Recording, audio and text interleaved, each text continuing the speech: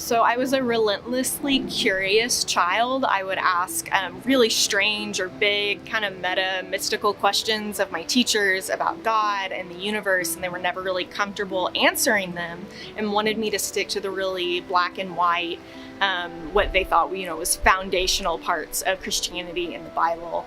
When I was 16, I was chosen for a program at a seminary where I was gathered with some high school students from across the U.S. And realized that we had all been asking these big questions about Jesus and God, and how maybe the way that America's Christian culture has distorted or changed the way that we are able to look at God. And so when I returned home to my home church, I just saw so many contradictions in the way that we were talking about love from the pulpit, but we were not living out love with our neighbors. And so that was my main kind of exit point of the church, of my frustration.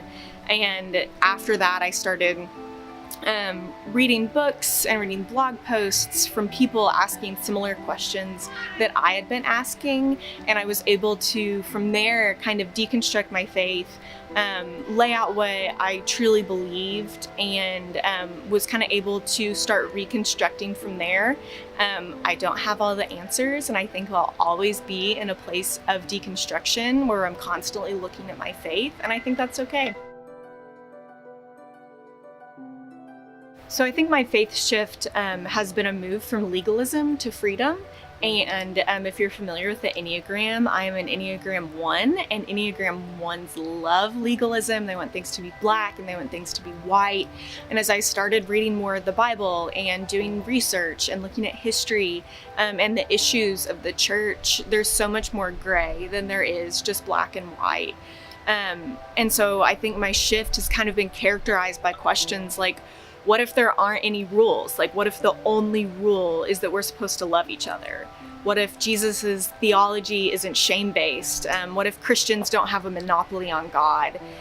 My theology is ever changing. As I meet more people and different people, ones that are different than me, that's the only way we can change and grow.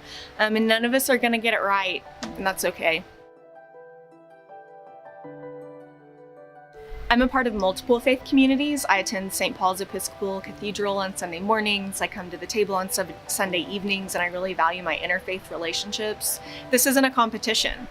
These are all people who are different ages and from different backgrounds that I feel it's important for me to surround myself with different groups of people. Purposefully, I choose where I can show up, where I have no expectations. Instead of coming from a pretty common toxic evangelical culture of exploiting people to do the work for the church. And so being able to show up just as I am with people not expecting anything of me is really important.